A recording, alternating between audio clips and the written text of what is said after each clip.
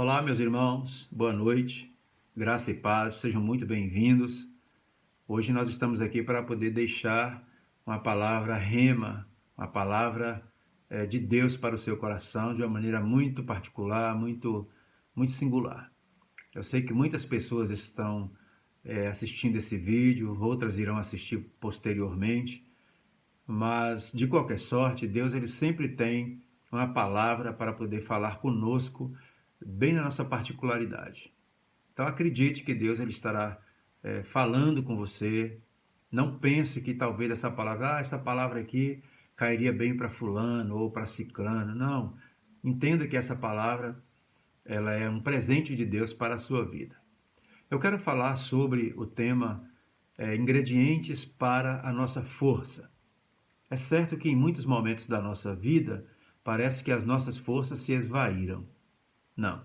Deus ele já tem cingido-nos de força e o que precisamos é tão somente exercitar a força que Deus ele já colocou em nós, porque essa força não vem de nós mesmos, essa força vem do Senhor.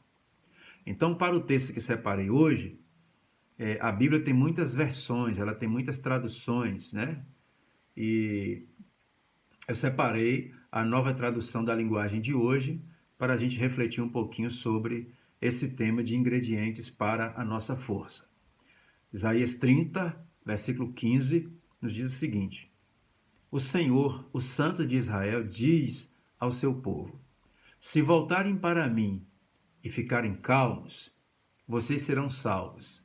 Fiquem tranquilos e confiem em mim, e eu lhes darei vitória. Mas vocês não quiseram fazer como eu disse.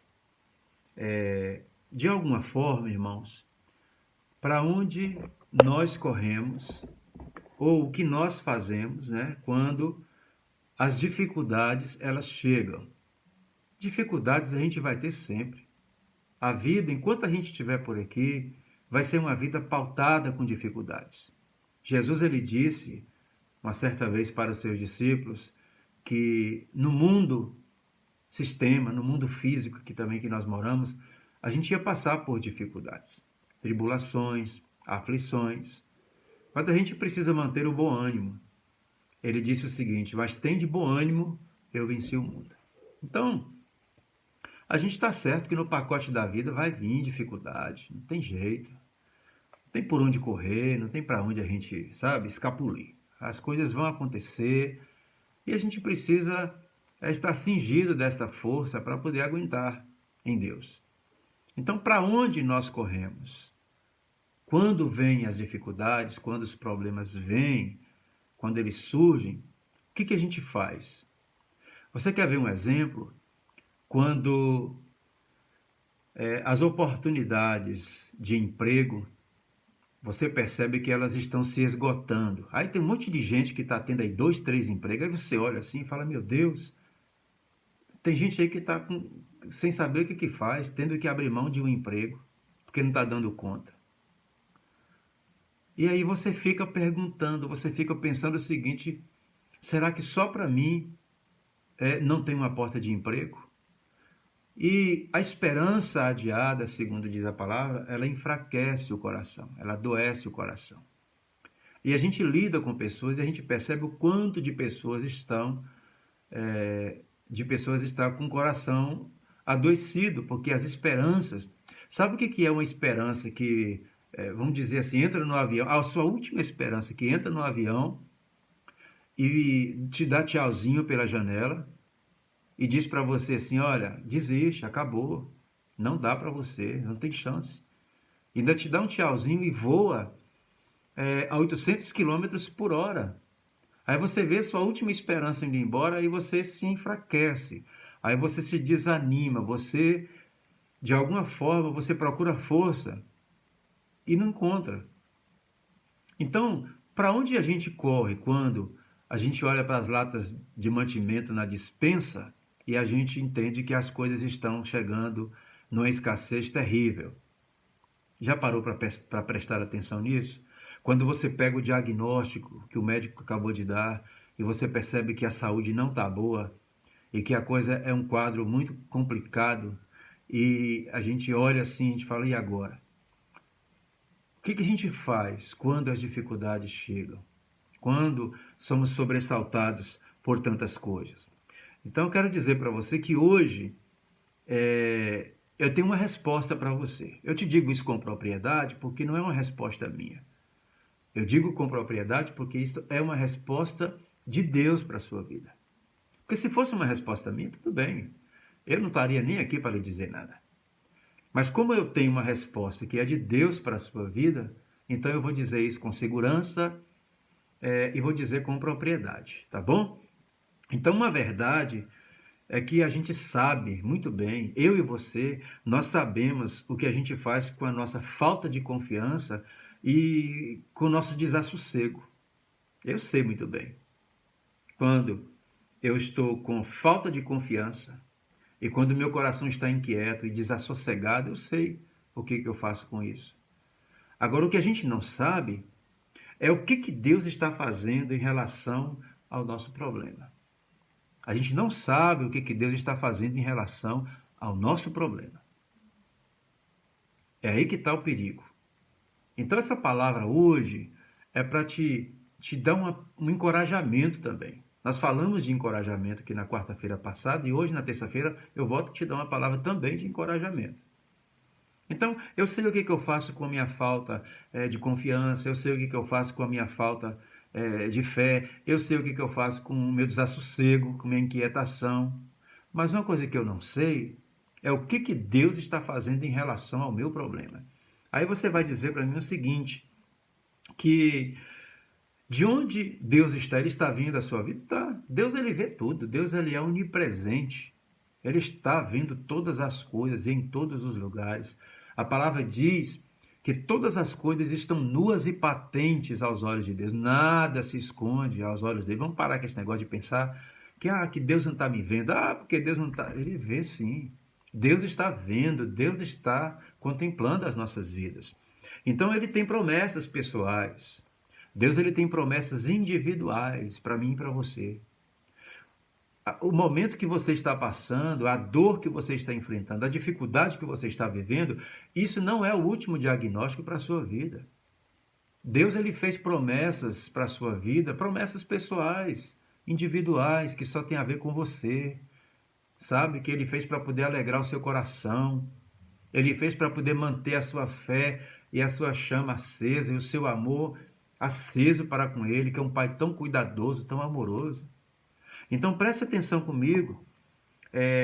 Jeremias, no capítulo 29, o versículo de número 11, ele diz assim: eu bem sei os planos que eu tenho para vocês, eu bem sei os planos que eu tenho a respeito de vós, né? Diz o Senhor, planos de paz e não de mal, planos para vos dar o fim que desejais. Olha, ele tem planos para nós, ele tem promessas para nós. E não são promessas ruins, não, são promessas boas. Deus não dá porcaria para ninguém. Nós é que saímos desesperados por aí, atrás de tranqueira ruim. Nós é que saímos por aí batendo com a cabeça, sabe? Mas Deus, ele tem coisa boa.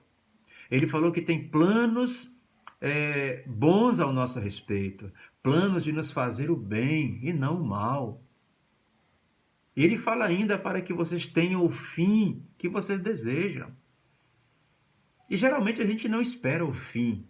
A gente não espera porque a gente quer pular da ponte antes do fim. A pessoa sugere que cortar os pulsos resolve. E nós não esperamos o fim. Ele falou aqui para vos dar o fim que vocês desejam. Então não é o fim ainda. As coisas não chegaram ao final. Então, não pense que pular do prédio resolve, que pular da ponte resolve, que cortar os pulsos resolve. Não resolve, não. Ainda não chegou o fim. E o fim que ele tem para nós é um fim muito melhor. Ele diz para que vocês possam receber o fim que vocês desejam. O que você deseja para a sua vida? O que você deseja para o seu coração, senão as promessas que Deus, ele já te fez? É tomar posse delas. Amém? Tomar posse. Então, se apegue às promessas de Deus para você. Aí você me pergunta assim, pastor, mas será que Deus está se importando com os meus problemas? Deixa eu te dizer uma coisa. Deus, ele não somente está preocupado com os seus problemas, como ele está preocupado com os meus problemas também. Aliás, ele nem está preocupado, que Deus não se preocupa, Deus não fica ansioso. Então ele se importa. Então Deus ele se importa com os seus problemas e melhor, meu querido, ele se importa com os meus também. Ele se importa com os meus também. Então, aí você vai perguntar assim: como é que Deus vai fazer isso por mim? Ele vai fazer. Ele consegue pensar no problema de todo mundo, ele consegue visualizar o problema de todo mundo. Eu não sei te dizer como é que ele consegue isso, mas em cima da mesa dele tem uma estrada feita de tanto pedido, de tantos papeizinhos de pedido lá colado, sabe? Ali, em nome de Jesus. Então, vamos pensar da seguinte forma, que existe um memorial diante de Deus e as suas orações, a sua dificuldade, o seu problema e a sua dor estão lá diante dele também. Pense nisso hoje, pense nisso agora. Então, Deus ele vai se compadecer de você. Eu sei que as suas forças parecem que estão se esgotando, mas existem ingredientes para a sua força. Tá? Existem ingredientes para fortalecer mais você a cada dia. E Deus ele vai te atender, ele vai te responder. Porque ele vê, ele visualiza a sua vida. Ele visualiza a sua dor e a sua dificuldade. Pastor, mas está demorando tanto. Deixa eu te falar uma coisa interessante. Deus, ele não atende por senha. Não. Porque a gente vê uma pessoa ali sendo abençoada, a gente vê outra ali sendo curada, a gente vê a outra ali tendo uma porta de emprego, a gente vê a outra ali tendo um problema resolvido, a gente fala, só não resolve o meu, Deus só não faz para mim. Deus não atende por senha, e ele também não atende por ordem alfabética, por letra do alfabeto, para chamar uns primeiro e outros não. Deus ele faz tudo na hora certa, Deus faz tudo no momento certo, sabe? Porque Deus ele quer nos tirar dos nossos problemas. Ele quer tirar você dos seus problemas. A dificuldade é que nós falamos muito dos problemas e a gente não faz o que Deus está querendo que a gente faça, sabe? Reclamamos quando vemos as outras pessoas sendo abençoadas e sendo atendidas antes da gente.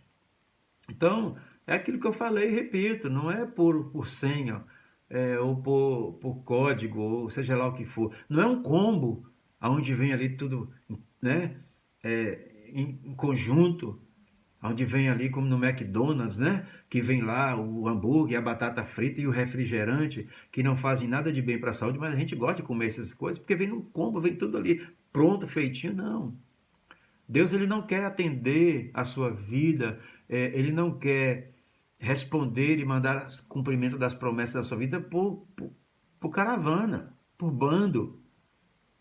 Quem anda em bando é capivara e Deus ele não trata dessa forma.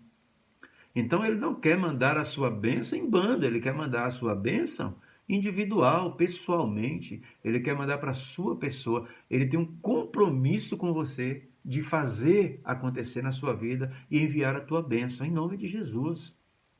Pensa isso comigo. Então, quais são os ingredientes para a sua força hoje? Quero te apresentar 2 ingredientes aqui apenas para a sua força e no final eu quero orar com você. O primeiro ingrediente que eu quero te apresentar é esse. Está em Salmo 46, versículo de número 10, que diz o seguinte: aquietai-vos e sabei que eu sou Deus. Serei exaltado entre as nações, eu serei exaltado sobre a terra. Olha que salmo maravilhoso, que fala e nos ensina que a gente precisa aquietar o coração da gente. Então, o primeiro ingrediente hoje para fortalecer você, para você se cingir dessa força novamente, é aquietar o seu coração. É difícil, a nossa alma, acredite você, é como uma criança inquieta, é uma criança hiperativa a nossa alma, ela não para, é ansiosa, ela é agitada, né? Mas ela precisa do pai para poder controlá-la, para poder botar o pé no freio com ela. Não é assim? Uma criança, quando é muito agitada, o pai não tem que dar um jeito para poder controlar essa criança? Assim também é Deus conosco. Com a nossa alma, nós precisamos de Deus para poder tranquilizar a nossa alma, para poder tranquilizar a nossa vida. Jesus, ele nos ensina essa dinâmica de aquietar a nossa vida em meio às tempestades. Eu não sei se você lembra em Marcos capítulo 4, versos 38 ao 40, que Jesus ele foi dormir enquanto a tempestade estava assolando, estava açoitando o barco e estava triste, o mar estava revolto, os discípulos estavam inquietos demais. Aí o que acontece? Jesus passa a mão no travesseiro, na almofada e vai para a polpa do barco para poder dormir. Pensa aí, o mar está bravio, os discípulos estão extremamente inquietos, preocupados, inseguros, com medo da situação, e Jesus está ali, pega uma almofada e vai para a polpa do barco para dormir. E os discípulos lá vai até ele e diz: Mestre, não te preocupa que estejamos quase morrendo? Será que o Senhor não vai fazer nada por nós? Aí Jesus levanta e vai até lá e acalma o mar e manda a tempestade se aquietar. Gente, é uma dinâmica que ele nos ensina que é muito simples, mas a gente não consegue aprender. Foi o que Deus disse em Isaías para o seu povo: confiem em mim e eu lhes darei vitória, mas vocês não quiseram fazer o que eu disse. Olha, entenda comigo uma coisa. Ninguém entende mais de tempestade do que Jesus. Ninguém entende mais do que dificuldade do que Jesus. Aí entra todo mundo num barco, vai todo mundo para alto mar com Jesus, e quando chega no alto mar, os discípulos todos ficaram preocupados. Aí Jesus olhou e falou: alguém tem que acalmar o mar e a tempestade. Como eles estão preocupados e querem fazer alguma coisa, então, enquanto eles tentam fazer alguma coisa, eu vou dormir.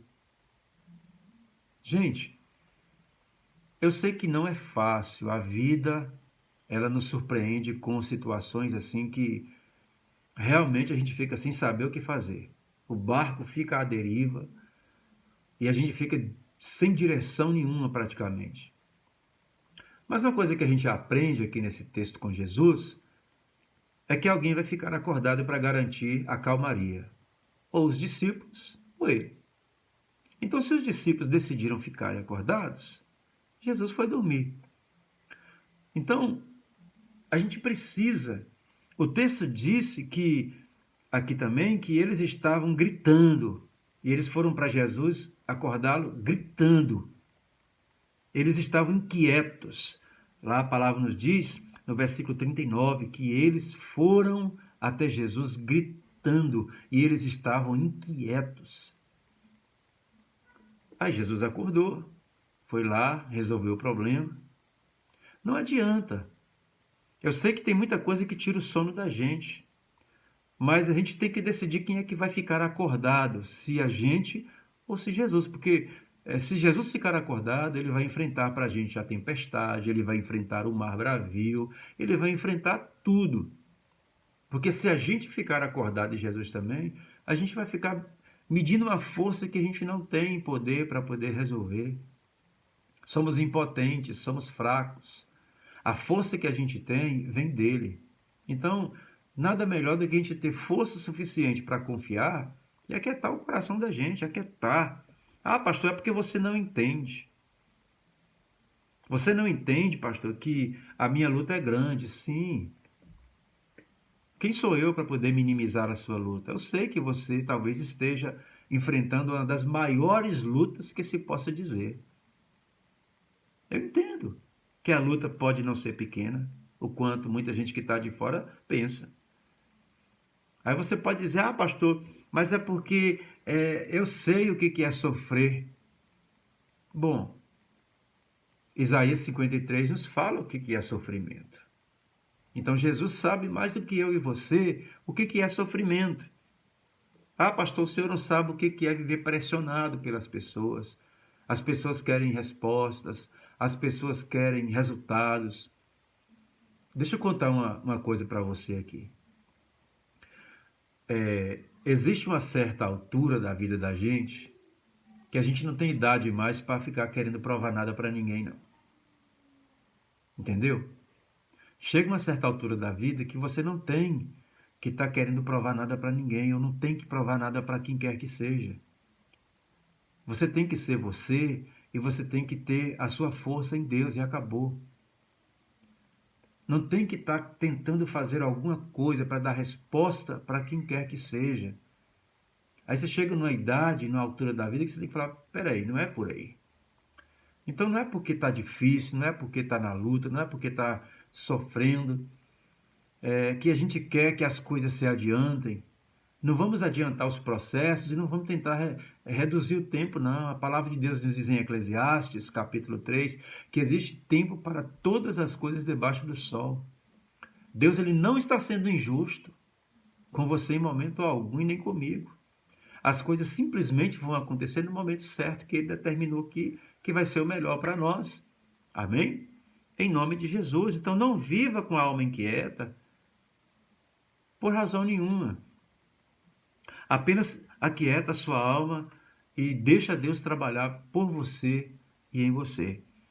E o segundo ingrediente para a sua força que eu quero te apresentar agora é para você confiar inteiramente em Deus. Confiar inteiramente. Sabe o que é inteiramente? Completamente.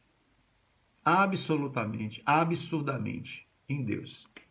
Jó capítulo 42, o versículo 2, ele disse assim: bem sei que tudo podes e que nenhum dos teus planos podem ser frustrados. É a voz da experiência. É a voz daquele que tinha uma grande e vasta experiência. Aí você disse que está com a alma quieta em Deus, muitas vezes. Não, pastor, eu até que estou com minha alma sossegada, eu até que sei descansar em Deus, sim, mas você tem confiado? Você tem depositado a sua confiança em Deus? Porque quando nós depositamos a nossa confiança em Deus, não importa se está vindo pressão para tudo que é lado, se o povo está reclamando, se o mar está bravio, se o barco está ameaçando virar, não importa. Não importa se estão batendo na nossa porta, e aí, querendo saber, não. O importante é que se eu confio em Deus, absolutamente, eu vou entender que tudo o que Deus tem para a minha vida, tudo o que Deus tem para realizar, vai acontecer porque o nosso Deus é um Deus poderoso. Eu bem sei que Ele tudo pode, que nenhum dos planos, que nenhum dos propósitos e que nenhum dos pensamentos dele serão impedidos por ninguém e por quem quer que seja. Então é isso, né? Não adianta a gente ficar acordado, não adianta a gente ficar sem dormir. Porque adianta você dizer que você tem crido em Deus se você não tem descansado o seu coração em Deus. Não é fácil. Mas é a confiança, sabe? Eu estava assistindo hoje um vídeo Esse vídeo foi lá em 2009, 15 de janeiro de 2009. Está lá no YouTube. Eu estava vendo esse vídeo hoje e foi de um piloto de um avião. Ele saiu de Miami, me parece, ia para algum outro lugar. E o avião deu um problema nas turbinas e ele teve que fazer um pouso no rio Hudson, né? E ele teve que pousar em cima das águas. E aquele homem, em meio àquela turbulência, com 147, me parece, passageiros naquele avião, ele conseguiu pousar sobre as águas e aquele avião ele não submergiu. E todos aqueles passageiros foram salvos. E ninguém saiu ferido. Isso foi um milagre que aconteceu.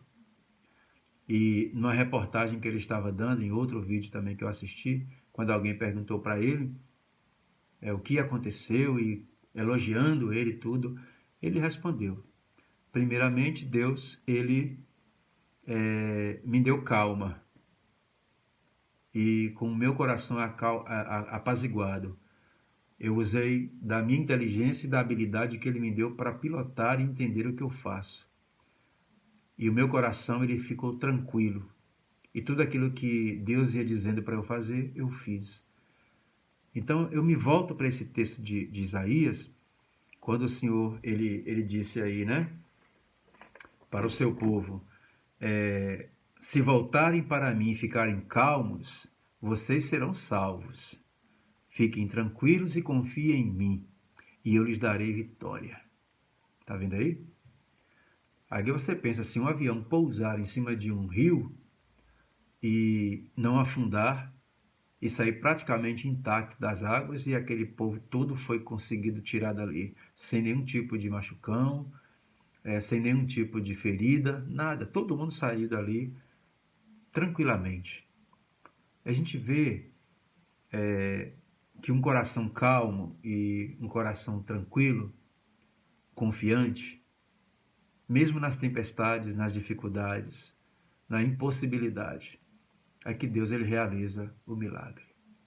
Eu sei que não é difícil, não é fácil, mas isso é absolutamente necessário.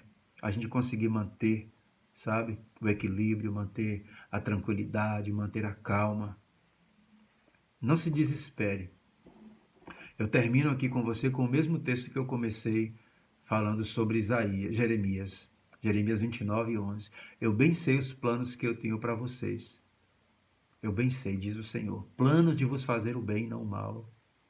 Plano de vos dar um futuro melhor e o fim que vocês desejam. Então, não queira sair de cena antes de você ver o fim que Deus preparou para você. Eu continuo insistindo. Não pense que pular do prédio ou da ponte resolve, que cortar os pulsos resolve.